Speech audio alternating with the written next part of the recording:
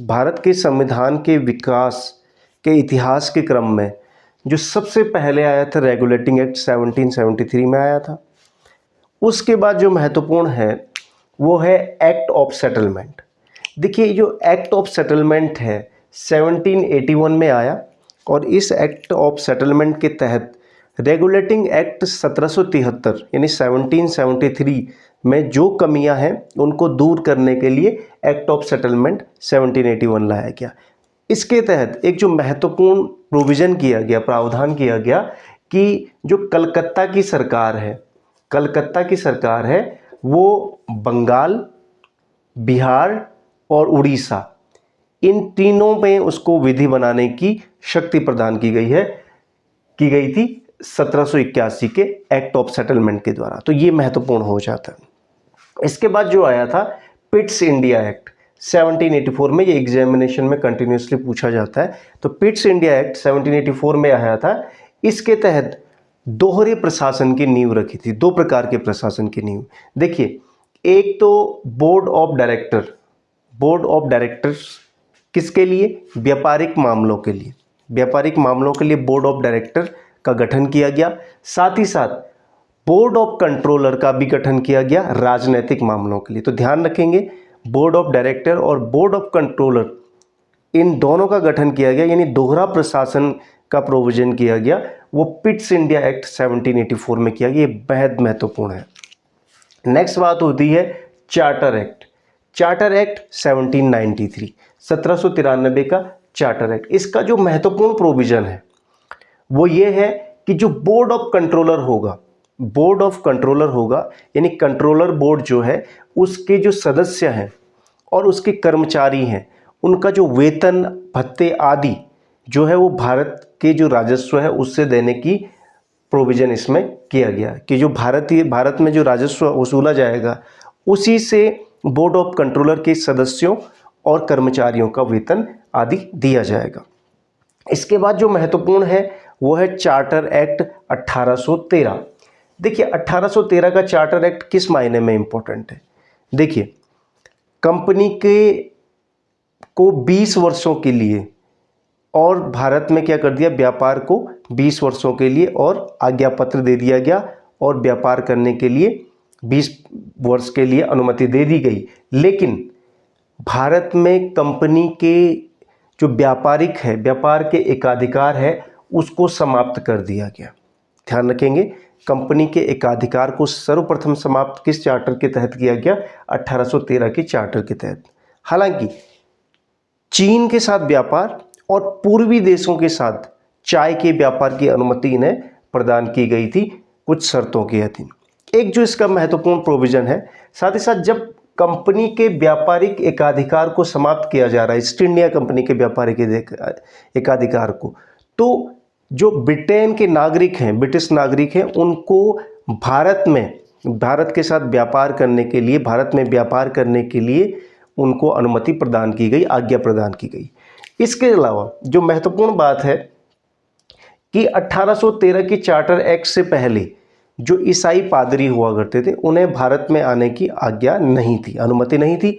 लेकिन 1813 के charter act में यह प्रोविज़न किया गया कि जो ईसाई पादरी हैं वो भारत में आ सकते हैं और उनको भारत में आने की अनुमति यानी उनको भारत में आने की सुविधाएं प्रदान की गई। तो इस मायने में ये सारे के सारे एक्ट इम्पॉर्टेंट हैं। नेक्स्ट जो एक्ट है वो है 1833 का चार्टर एक्ट। भारत के संवैधानिक विकास के इतिहास के क्रम में ब्रिटिश काल में 1833 का चार्टर एक्ट भी बड़ा महत्वपूर्ण है।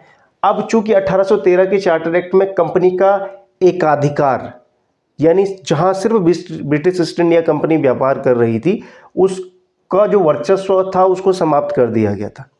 ब्रिटेन के अन्य नागरिक, अन्य कंपनियां भी भारत आ सकती थी।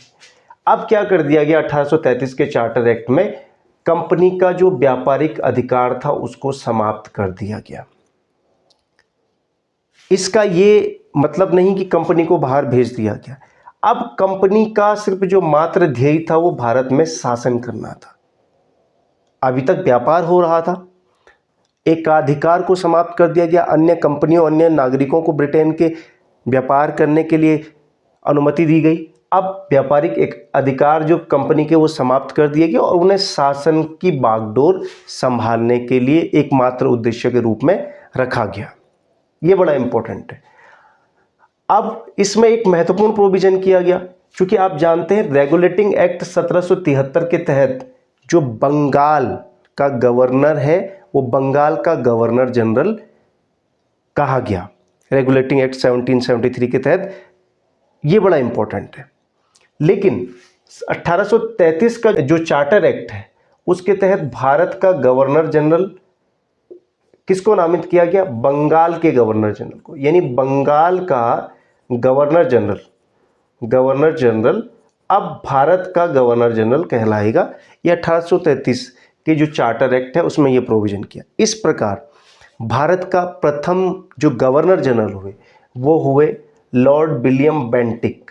तो ध्यान रखेंगे, लॉर्ड विलियम बेंटिक भारत के पहले गवर्नर जनरल हुए ब्रिटिश काल में। ये बड़ा इंपॉर्टेंट है, सवाल भी इंपॉर्टेंट है। अब देखिए, विधिक परामर्श करने के लिए जो है विधि जो परिषद थी, गवर्नर जनरल की जो परिषद थी उसमें विधि सदस्य के रूप में चौथे सदस्य को जोड़ा गया विधिक परामर्श के लिए। ये बड़ा इंपॉर्टेंट है।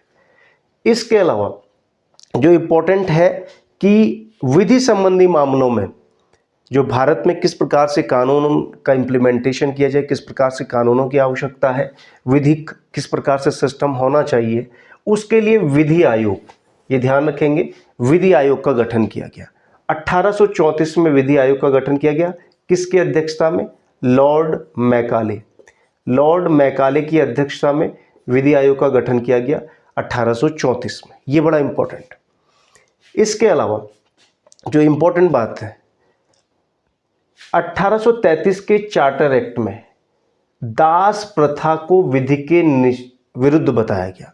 यानी जो दास प्रथा है, भारत में जो दास प्रथा थी, दास बनाया जाना, उसको विधि के विरुद्ध बताया गया था और इसके उन्मूलन की बात की गई थी। फाइनली 1843 में इसका उन्मूलन किया गया दास प्रथा का। ये ध्यान रखेंगे, 1843 में इसका उन्मूलन किया गया और उस वक्त जो गवर्नर जनरल थे वो थे लॉर्ड एलिनबरो। ये ध्यान रखेंगे, लॉर्ड एलिनबरो ने ही दास प्रथा का उन्मूलन किया था। और ये भी इंपॉर्टेंट बात है, ये भी ध्यान रखनी है कि किसके तहत दास प्रथा का उन्मूलन किया गया, तो 1833 के चार्टर एक्ट के तहत दास प्रथा का उन्मूलन किया। ये वर्ष इसलिए भी इंपॉर्टेंट है कि जो आज हम एक सप्ताह में रविवार की छुट्टी पाते हैं, संडे, रविवार को जो अवकाश होता है वो 1843 में ही शुरू हुआ था लॉर्ड एलिनबरो के समय में। ये भी बड़ा इंपॉर्टेंट है। साथ ही साथ भारत का प्रथम governor general Lord William Bentinck. प्रथम गवर्नर जनरल कौन है? Lord William Bentinck. Lord William Bentinck बेहद महत्वपूर्ण शख्सियत है। अपने कार्यकाल में इन्होंने सबसे पहले सती प्रथा का उन्मूलन किया। राजा राम मोहन राय की सहायता से सती प्रथा को समाप्त किया। इसके बाद 1830 में इन्होंने ठगों का अंत किया या ठगी का अंत किया। ठीक है, तो इस प्रकार से ये शख्सियत भी बड़ा इंपॉर्टेंट है, Lord William Bentinck. Ultimately finally अंततः अगर हम देखते हैं रेगुलेटिंग एक्ट के बाद एक्ट ऑफ सेटलमेंट बड़ा इंपॉर्टेंट है। इसमें कलकत्ता की जो सरकार है उसको बंगाल, बिहार और उड़ीसा में विधि बनाने की शक्ति प्रदान की गई। पिट्स इंडिया एक्ट 1784 एग्जाम में सीधे ही पूछा जाता है कि कब आया था, 1784 में आया था। इसके तहत दोहरे प्रशासन की नींव रखी गई। बोर्ड ऑफ डायरेक्टर्स व्यापारिक मामलों के लिए बोर्ड ऑफ डायरेक्टर्स और बोर्ड ऑफ कंट्रोलर राजनीतिक मामलों के लिए इंपॉर्टेंट है पिट्स इंडिया एक्ट के अंतर्गत। चार्टर एक्ट 1793 का इंपॉर्टेंट है क्योंकि जो बोर्ड ऑफ कंट्रोलर का गठन किया गया है पिट्स इंडिया एक्ट के तहत, इसके सदस्यों और कर्मचारियों का जो वेतन आदि होगा या वेतन भत्ते होंगे वो भारतीय राजस्व देने का प्रोविजन किया गया। और चार्टर एक्ट 1813 का खासा इंपॉर्टेंट है। कंपनी के जो व्यापारिक अधिकार को 20 वर्ष के लिए तो बढ़ा दिया गया, लेकिन कंपनी का एकाधिकार व्यापार पर समाप्त कर दिया गया लेकिन चीन और पूर्वी देशों के साथ चाय के व्यापार, अर्थात चीन और चाय का व्यापार, चीन के साथ व्यापार और चाय का व्यापार उनका जारी रहा, इसमें अनुमति दी गई। साथ ही साथ ईसाई पादरियों को भारत में आने की सुविधा दी गई 1813 के चार्टर एक्ट के तहत। और 1833 का चार्टर एक्ट तो इम्पोर्टेंट है ही, क्योंकि कंपनी का अब व्यापारिक अधिकार समाप्त हो गया है। अब कंपनी को, इसका मतलब ये नहीं कि कंपनी को हटा दिया गया है, बल्कि कंपनी और मजबूत कर दी गई है, क्योंकि अब भारत की सत्ता की बागडोर उसके हाथ में दी गई है। ये बड़ा इंपॉर्टेंट है। और बंगाल का गवर्नर जनरल अब भारत का गवर्नर जनरल कहलाएगा, यह भी इसमें प्रोविजन किया गया है।